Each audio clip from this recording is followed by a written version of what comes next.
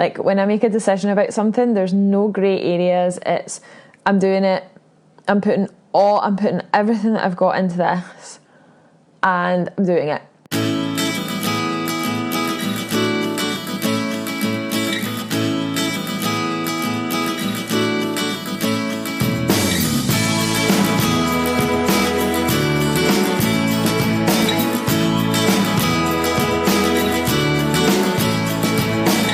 Hi everyone, welcome to the Ditch the Diet podcast. I am your host, Rachael Watson, and this is a podcast for people all over the world who want to start learning how to quit yo-yo dieting and start living a healthy lifestyle without restriction. So if you are a regular listener, I just wanted to let you know that I really appreciate you so much, and thank you for listening to the podcast every single week. Please could you leave a 5-star review? Just hit the 5-star button wherever you're listening to the podcast, whether that be iTunes, Spotify, or elsewhere. It really would help me to spread the love of the podcast and allow other people to find it. So if you wouldn't mind, just leave a quick 5-star review. I would really appreciate it so much. If you're a brand new listener to the show, welcome. I'm really glad that you found us, found me. I'm sure this is going to become your favourite weekly podcast, and please don't forget to subscribe. Wherever you're listening, just hit the subscribe button. So this podcast is sponsored by the Ditch the Diet Academy, which is the membership site that is your alternative to a lifetime of slimming clubs, where I teach you the exact steps to take to learn how to quit dieting forever, improve your relationship with food, and get your body confidence back. So you can check that out at ditchthedietacademy.com. I'll be back at the end to tell you a bit more about that. Until then, this is episode number 49. It is a recording from a Facebook Live that I did earlier this week. And it's just a bit of a personal story, to be honest, that I think will help you make some decisions in the upcoming end of the year when we tend to start setting our new goals.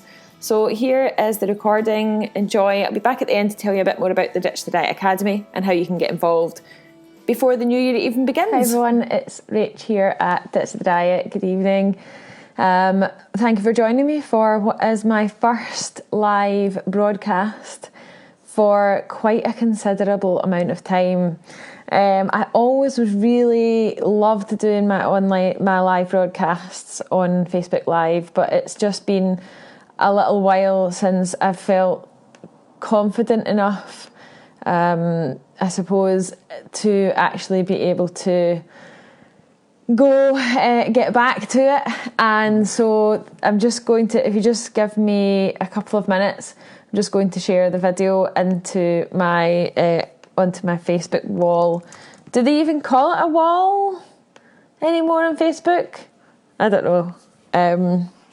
I'm sharing it into my Facebook group anyway. So it's been a while since I have done any Facebook Live. If you're watching, let me know that you can hear me just by saying hi or just posting a comment. If you're watching on a replay, if you're watching this back after the live broadcast has ended, then just type the word replay. It would be good to know that you can hear me, so that I know if there's anyone out there and if anyone is talking to me, or even just hit the like button, because I do have a small microphone on and it would be really good to know that it's working before I start talking. Oh, that's good. Hi Joe, hi Anne, good evening Lisa. It's nice to have you here. I'm not sure how long this video will be, but it's something that I've deliberated over talking about on Facebook for all week this week. The first reason is that it's sort of quite a raw thing for me at the moment still. And the second thing is that I don't feel like I need to justify my decision for anyone, but I wanted to come on and just explain a little bit about the decision that I've had to make regarding my degree and my university career, if that's even a thing. And I wanted to talk to you a bit about it because I have learned a lot of lessons over the last few weeks.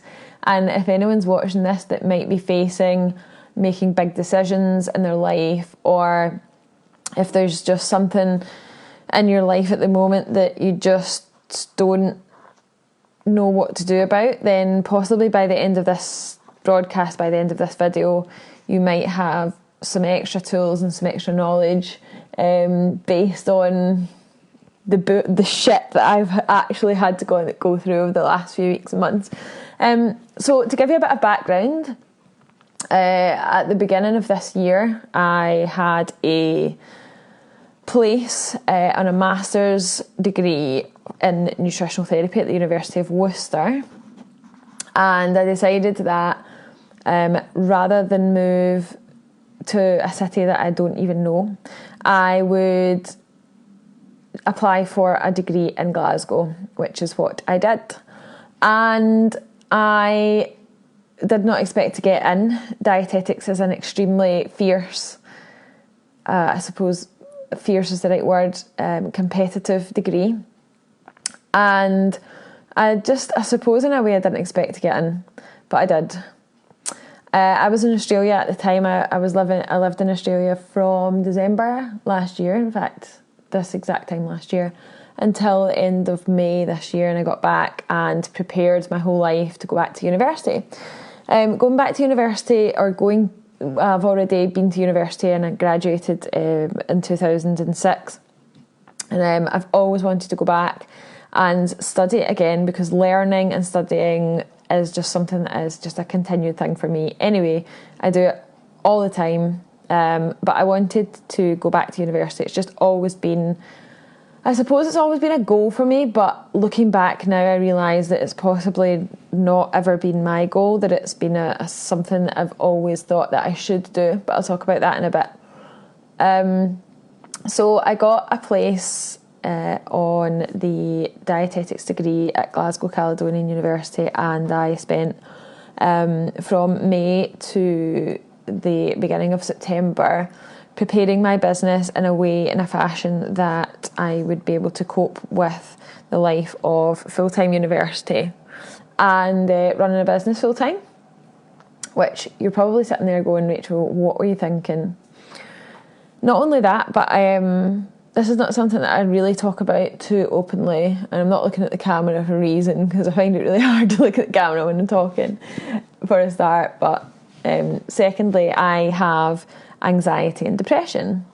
Anxiety I've had since 2005, so a long time I've lived with it, and I've spent the last 10 years working really hard to get to a point in my life where it doesn't affect my day-to-day life. So that was in the back of my mind as well.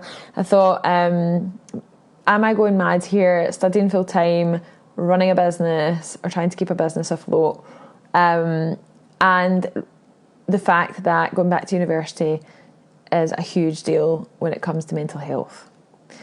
And I think I perhaps underestimated the immensity of the decisions that I had made, but as always, and if you know me on a personal level, you'll know that I am always full steam ahead.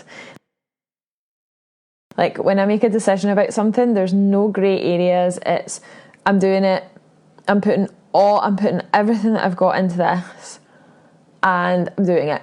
So I made some pretty big decisions. I got so unwell when I was in Australia in May. My mental health was terrible towards the end of May, that I came home, and I spent May, June, July, August sorting that out, or at least trying to sort it out so that I could get myself in a position to start university. And for the first 5 or 6 weeks at uni, I was in my element, I have to say. Being at university, studying, learning about all these things that I've already learned about, but learning about them in more detail, I suppose, would be the right thing to say. I was in my element. I love it. I love sitting in a library. I love reading books. I love learning. I'm not a huge fan of exams. But on a Tuesday morning in week 7, I think it was, I turned up to go to my lecture. And I was overcome with an anxiety attack, and it wasn't even just a little one, it was a full-blown one. Totally, I would like to say it was totally out of the blue, but this had been building up for quite a long time. And from there, the long story short is that my mental health took a huge downward spiral very, very quickly over the course of the next week or two. I felt myself slipping backwards, not only backwards to where I was just a few months ago, but where I was 10 years ago. I haven't had an anxiety attack since November 2016. So that's 2 years, October 2016. So that's 2 years I've been free of panic attacks and anxiety attacks, and I was overcome with excuse my language, hope there's no kids around. I cannot possibly allow my mental health to go backwards to where it was that long ago. Nothing is worth that to me. But the decision that I had processed, that I had gone through to actually go back to university in the first place was huge. So making the decision to defer was, one of the hardest things I have ever had to do in my whole life. Seriously, and if you know me on a personal level, you'll know that I have had to make some pretty big decisions in the last 5 years. And this was up there. It was tough. But I had to put my mental health first. And I never intended to defer or withdraw or quit. I didn't intend to. If you had told me, if you told me 3 months ago that I would be sitting here talking to you about this right now, I would have actually laughed and been like, that's not going to be me, I'm going to be totally fine. It was never on the cards. So I decided that I would access their mental health service, so I did that. I went to my doctor and spoke to the doctor. I have a psychiatrist, we spoke about it. I didn't just wake up one morning and decide I was going to quit. It was a process of about 2 weeks, which doesn't sound very long, but when you're going through something like that, it really is quite a long time. I spoke to my mum, I spoke to my friends, and everyone who is close to me, and came to a decision to defer until September 2019, until I sort my mental health out. But the long story short is that I'm almost sure that I will withdraw completely. Not just for mental health purposes. It's taken me until now. That was a few weeks ago. Now it's taken me, in fact, God, how many weeks? 3-4 weeks ago now. It's taken me this long to actually be able to process it and to even start to get my confidence back, because not only did my confidence take a hit when it came to university, I could get in the door, I couldn't get into lectures, it was just awful, but my confidence was hit in such a huge way in all aspects of my life. My confidence was hit in the way that even going to the shops was becoming challenging again, and I've not felt like that for a decade. Doing everyday stuff was really hard, and it's strange the way that I suffer from anxiety and depression. In fact, my depression is really pretty much gone now, thankfully. But anxiety, I struggle with very simple things. I struggle with being out of a routine. I struggle with new routine. I struggle with lots of little things, not certain noises, certain smells. Little things set me off into strange, indescribable. You'll know if you have anxiety, you'll know what I'm talking about. But big things, things that I'm used to doing. So things like travelling, going away, stuff like that, doesn't make me anxious as much as going to the shops, going to a shopping centre does. I know that sounds utterly ludicrous, but if you struggle with anxiety, you'll know what I mean. So that's what happened. And in reflection, I mean, it's only been a few weeks and I have a lot of reflection still to do on this subject. But on reflection, I think the anxiety attacks and the fact that my body just shut down, and I can't even explain, like I didn't sleep for nearly 2 weeks. And if you've ever gone for 2 weeks without sleep, you'll know quite how rough that feels. So I believe that this period of anxiety was my body telling me that I was going against every single value that I have, that I live by, that I normally live by. Those of you who know me will know that freedom and the ability to move around a lot is something that I've always appreciated a lot, which is why I created an online business to give me the freedom of movement. I felt trapped, to be honest, and I understand that I made this decision by myself, and I did know what I was doing, and I made it consciously, and I thought a lot about it, but I felt very trapped.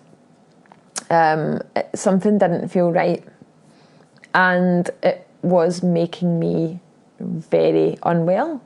And I have, like I say, I have a lot more reflection to do about it.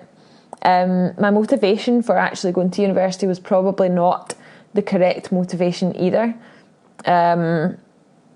It certainly wasn't, when I look back, the reasons why I decided to go back to university at the moment. And I will study again. This is not the end by any means. I just need to do it differently now. I need to understand. I need to learn how to work with my own body and my own mind, and I will be studying again, but I will be doing it in a way that I can actually manage. I have a lot, like I said, I have a lot of reflection to do on this, personal reflection. I'm pretty good at being reflective. But if there's a few things that I've learned from this experience over the last 3 months that I can pass on to you, it would be that when you are doing something that is so very against your gut, what your gut feeling is telling you, and I know this might sound a bit woo-woo and a bit up there, when you are doing something that is going against your gut feeling, your body will send you signals until you listen. Those signals might be forms of physical signals. It might be thoughts. It might be this overwhelming desire to make a change. But if you don't listen to it, it will continue to niggle at you until you listen. And someone once told me that you will continue to be given the same lesson in life until you learn the lesson. And I think there have been several lessons in this for me. But at the end of the day, you have to do what's right by you. You're the most important person in your life. And the people that are around about you only want to see you happy. Since I made this decision to defer university for a year, I have not felt this good in ages. I feel like a weight has been lifted from my shoulders, and believe me, trust me, I thought that this is what I really wanted to do. The medication, I was medicated for a few weeks to get through the really difficult times. I now haven't taken any for a good few days. I know that might not seem like a long time, but it is for me at the moment. I have been back at training again. I couldn't fit in getting to the gym, and getting to the gym and exercising was the number one tool in my mental health toolbox. and I wasn't getting there, and it was a slippery slope. I'm now back at training. I'm sleeping a bit better. I'm still not sleeping really that good, but I'm definitely sleeping better. I've made some incredible new friends recently through the Ditch the Diet Academy.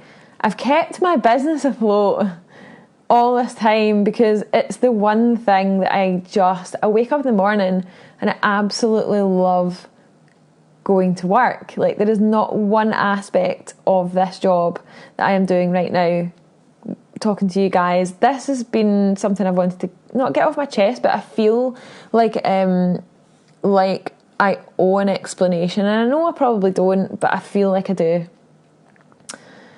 That it's not the end. I will be doing what I said I was going to do, but I will be doing it in a different fashion that is much more suited to me. And sometimes you think you know what you want in your life, and you go all in, and you get there and you think, holy shit, this is not actually all I want at all. Thoughts that went through my head at the time: I'm letting everyone down, I'm letting myself down. It's embarrassing because I have pretty much designed my entire life around the fact that I'm going to be in Glasgow for the next 4 years, which, by the way, I'm definitely not going to be anymore. And I felt embarrassed. I felt like I was letting people down. And I was worried, actually, about the way I was feeling and the fact that I haven't run a business.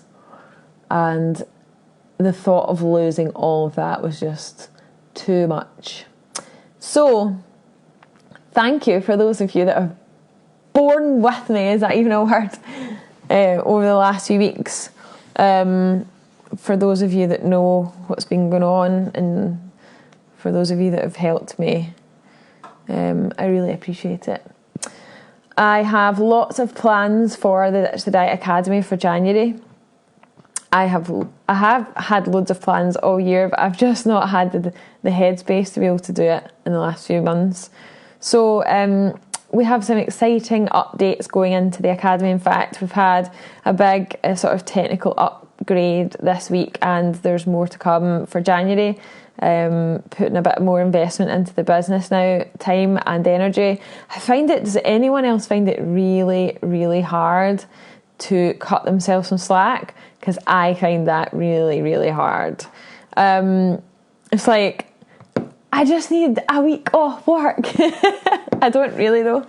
But do you know, that way I find it hard to cut myself some slack, and everyone's like, cut yourself some slack, Rachel. Like, you've gone through a lot and all this stuff. And I'm like, and? So I'm ploughing everything that I've got into Ditch the Diet. You're watching Ditch the Diet. This is a little personal broadcast that I wanted to do. So that's it, really. There's no other way to explain it other than I had to listen to my gut. I had to do what was best for my health. And it does not affect anything that I'm doing with the academy at all. In fact, it just allows me more time to grow the academy into what I envisage it to be over the next year. Yeah, it's exciting. So thank you for watching. Thank you for your comments. And I hope that you have maybe learned something from listening to my woes. But basically, if you're doing something at the moment, it doesn't need to be going to university, and it's making you miserable. Life's too fucking short. Life is too short to be feeling like that. I'm not saying you have to make drastic life-changing decisions like that, but you can do it. You can do it. And that's it. Right, if you don't mind me, I have an email inbox that is fit to burst, and I'm going to go and tackle it right now. I'm hoping to be back with some more regular live broadcasts. I've been really, really regular on the podcast because that doesn't involve sitting in front of a screen and like being on the internet. So the Ditch the Diet podcast is on iTunes, Spotify, YouTube, Heart Radio, fricking every podcasting app out there. And I've been really regular on there. Every Thursday, brand new episode of the Ditch the Diet podcast. If you're not subscribed to the podcast yet, then that's probably the best way to keep in touch with me. At the moment, we've had some incredible interviews on the podcast over the last few weeks. I've got some brilliant ones lined up for the next few weeks. They're all recorded, they're ready to go. It's all very exciting. So go and check out the Ditch the Diet podcast, totally free. I've put my website address up here above the video if you want to check out what I do. But thanks for watching. Appreciate your company, and I'll see you very soon for another live broadcast. If you don't see me soon for another live broadcast, feel free to chase me up, because I'm making a commitment. I'm going to do these more often. Thanks for listening. See you soon.